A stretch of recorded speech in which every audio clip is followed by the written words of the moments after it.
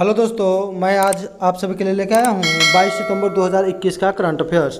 तो चलिए हम लोग देखते हैं उससे जुड़े हुए महत्वपूर्ण प्रश्न जो कि आने वाले एग्जाम के लिए बहुत ही महत्वपूर्ण क्वेश्चन है। तो पहला क्वेश्चन है दोस्तों आप सबके लिए कि हर साल अंतर्राष्ट्रीय शांति दिवस कब मनाया जाता है। तो इसका सही जवाब हो जाएगा दोस्तों अंतर्राष्ट्रीय शांति दिवस तो 21 सितंबर, याद रखिएगा 21 सितंबर को मनाया जाता है अंतर्राष्ट्रीय शांति दिवस। बहुत ही वीवीआई क्वेश्चन है दोस्तों। अंतर्राष्ट्रीय शांति दिवस के लिए 2021 का थीम है एक न्याय संगत और सतत विश्व के लिए बेहतर पुनर्प्राप्ति, याद रखिएगा दोस्तों। अंतर्राष्ट्रीय शांति दिवस के अवसर पर 1981 ईस्वी में संयुक्त राष्ट्र महासभा द्वारा की गई थी। 2 दशक बाद 2021 में महासभा ने सर्वसम्मति से इस दिन को हिंसा और संघर्ष विराम की अवधि के रूप में नामित करने के लिए मतदान किया। संयुक्त राष्ट्र संघ के महासचिव कौन है? तो एंटोनियो गुटेरेस, जो कि पुर्तगाल के पूर्व प्रधानमंत्री भी रह चुके हैं दोस्तों, याद रखिएगा। संयुक्त राष्ट्र संघ की स्थापना की बात करें तो ये हुआ था 1945 ईस्वी में दोस्तों 24 अक्टूबर को, यानी कि 24 अक्टूबर को मनाया जाता है संयुक्त राष्ट्र दिवस भी, याद रखिएगा। नेक्स्ट क्वेश्चन है दोस्तों कि ग्लोबल इनोवेशन इंडेक्स 2021 में भारत किस स्थान पर रहा। तो इसका सही जवाब हो जाएगा दोस्तों 46, यानी ग्लोबल इनोवेशन इंडेक्स जो है 2021 पर भारत क्या केवल स्थान पर रहा दोस्तों, तो 46 यानी कि 46वां स्थान। विश्व बौद्धिक संपदा संगठन द्वारा जारी, कौन जारी करता है? तो विश्व बौद्धिक संपदा संगठन द्वारा जारी ग्लोबल इनोवेशन इंडेक्स 2021 में भारत को 46वां स्थान मिला। प्रथम स्थान पर कौन रहा दोस्तों? तो स्विट्जरलैंड। बौद्धिक लोग स्वीट होते हैं यानी कि मीठे होते हैं। 2 चोटियों को फतह करने वाली सबसे तेज भारतीय कौन बन गई है? तो महिला है, उनका नाम है गीता समोता, याद रखिएगा दोस्तों गीता समोता। संतोषी यादव जो है लगातार 2 बार एवरेस्ट की चोटी पर चढ़ने वाली प्रथम भारतीय महिला है, याद रखिएगा दोस्तों।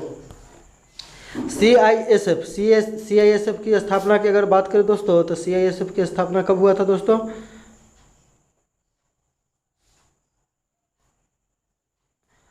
अधिकारी गीता समोता का अफ्रीका और रूस में स्थित 2 चोटियों को पता करने वाली माने फतेह करने वाली प्रथम भारतीय महिला बन गई है, याद रखिएगा दोस्तों। रूस में माउंट एल्ब्रुस यानी 5642 मीटर ऊंचा है, जो कि यूरोप की सबसे ऊंची चोटी है। और अफ्रीका महाद्वीप की सबसे ऊंची चोटी किलिमंजारो 5895 जो कि तंजानिया में स्थित है को फतह किया है, याद रखिएगा। यानी कि यूरोप के सबसे ऊंचा चोटी और अफ्रीका के सबसे ऊंचा चोटी, यानी कि याद कर लीजिएगा दोस्तों। CISF की स्थापना 1969 में हुआ था दोस्तों, ये भी याद रखिएगा। भारत और किस देश ने समुद्र शक्ति के तीसरे संस्करण में भाग लिया? तो समुद्र शक्ति का आयोजन दोस्तों भारत और किस देश के बीच हुआ? तो भारत और इंडोनेशिया। विश्व का सबसे बड़ा द्वीप समूह कौन है दोस्तों? तो सबसे बड़ा द्वीप समूह भी इंडोनेशिया है, याद रखिएगा दोस्तों।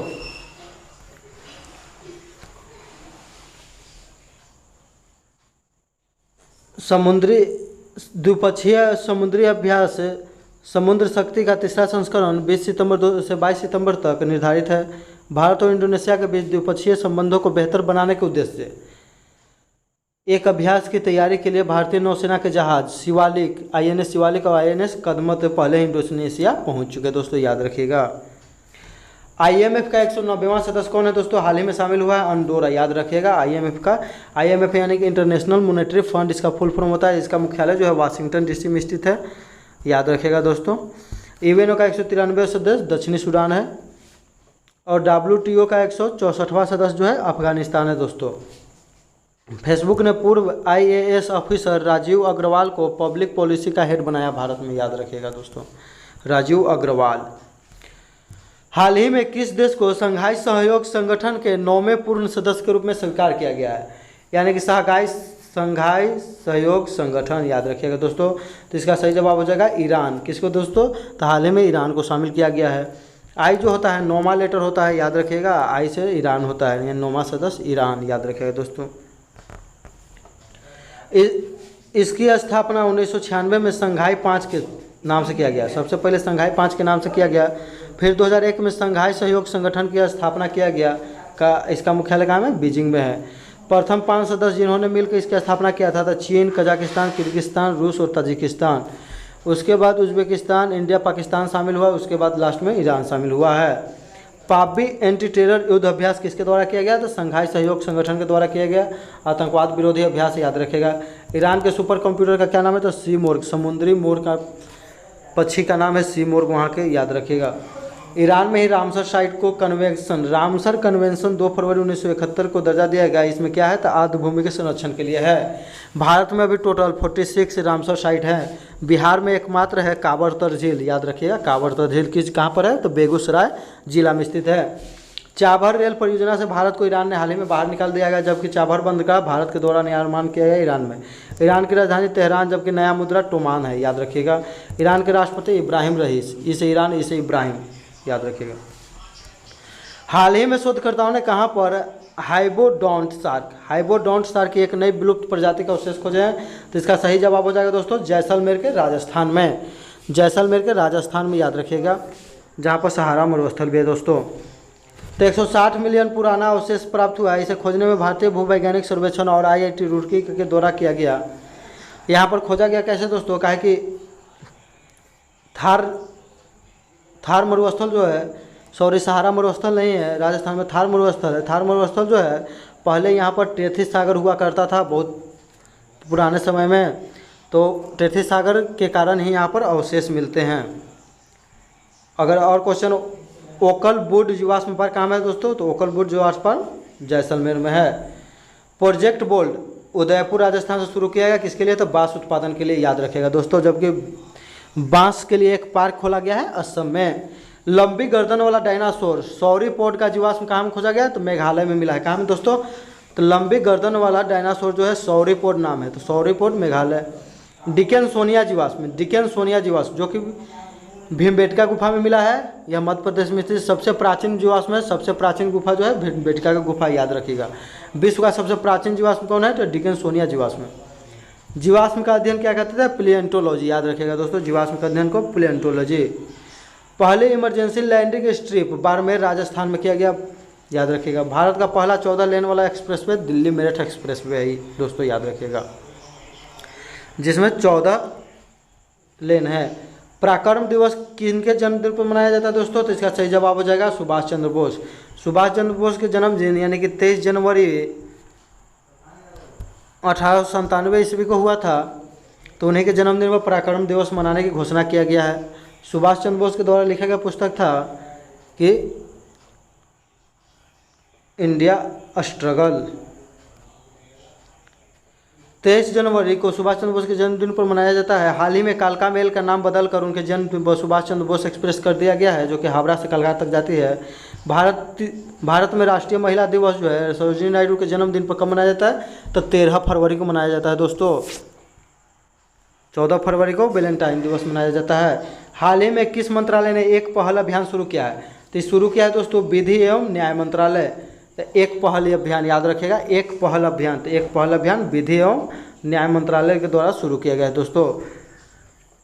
इसका उद्देश्य घर घर तक न्याय को पहुंचाना, जिससे कि टेलीला यानी कि टेली मेडिसिन या कुछ होता है तो टेलीफोन से अगर किसी बातचीत करके मेडिसिन लिया उसको टेली मेडिसिन बोलते हैं। टेलीला यानी कि दूर से ही ला की जानकारी दिया बढ़ावा मिलेगा। इस अभियान को 17 सितंबर से 2 अक्टूबर तक चलाया जाएगा। वर्तमान में विधि एवं न्याय मंत्री कौन है? तो किरण रिजिजू, याद रखिएगा दोस्तों। भारत का सबसे नवीनतम मंत्रालय कौन है? तो सहकारिता मंत्रालय है। इसका उद्देश्य सहकार के जो है सिद्धि प्राप्त करना है। सचिव वर्तमान में इसके है अभय कुमार और इसके मंत्री है अमित शाह। यानी कि सबसे नवीनतम मंत्रालय 2021 में गठन किया गया। सहकारिता मंत्रालय को कब गठन? तो 2021, याद कीजिएगा। उज्ज्वला योजना का शुभारंभ दोस्तों 1 मई 2016 को किया गया था उत्तर प्रदेश के बलिया जिले से, जबकि उज्ज्वला योजना 2 का शुभारंभ 10 अगस्त 2021 को महोबा उत्तर प्रदेश से किया गया। इसमें जो है LPG सिलेंडर को सभी को वितरित करना था। टीका उत्सव भारत में जो है 11 अप्रैल से 14 अप्रैल तक मनाया गया। 11 अप्रैल को जो है ज्योतिबाई फुले का जन्म दिवस था, जबकि 14 अप्रैल को जो है भीमराव अम्बेडकर का जन्म दिवस था। BR अम्बेडकर, याद रखिएगा दोस्तों। तो 11 से 14 अप्रैल तक मनाया गया। कल का क्वेश्चन था दोस्तों कि सुप्रीम कोर्ट में जो है वकील से डायरेक्ट जज बनने वाली प्रथम महिला कौन है? तो इसका सही जवाब है इंदु मल्होत्रा। बहुत लोगों ने इसका सही जवाब कमेंट करके दिया। उन सभी का नाम है दोस्तों सलोनी कुमारी, अमन कुमार, नितेश रंजन, अमृता कुमारी, श्वेता वर्मा, खुशबू कुमारी, KIT2007, कृष्णा कुमार, सुनीता देवी, करुणा कुमारी, गगन कुमार, पृथ्वीराज, कोमल कुमारी, दीपक कुमार, आकाश कुमार इत्यादि। इन सभी को ढेरों सारी शुभकामनाएं और बधाई। आज का क्वेश्चन है दोस्तों, जो कि बहुत ही महत्वपूर्ण क्वेश्चन है, बहुत सारे एग्जाम में पूछे जाने वाला क्वेश्चन है कि US ओपन यानी कि जिसे अमेरिकन ओपन बोलते हैं, जो ग्रैंड स्लैम में सबसे अंत में खेला जाता है, तो US ओपन महिला सिंगल का खिताब जीतने वाली एम्मा रादुकोना, जिन्होंने 18 वर्ष की उम्र में जीता है, फर्नांडिस को हराकर, संबंध किस देश से है दोस्तों, ये बताना है संबंध किस देश से है, यानी कि कनाडा के फर्नांडिस को हराकर जीती है, तो उनका संबंध किस देश से है। तो इसका आप लोग सही से जवाब कमेंट करके दीजिए, वीडियो को लाइक कर दीजिए, शेयर कर दीजिए। जिन लोगों ने अभी तक सब्सक्राइब नहीं किया है कृपया वे लोग सब्सक्राइब कर लें। इसी के साथ हम अपना वीडियो समाप्त करते हैं दोस्तों। जय हिंद, जय भारत, वंदे मातरम।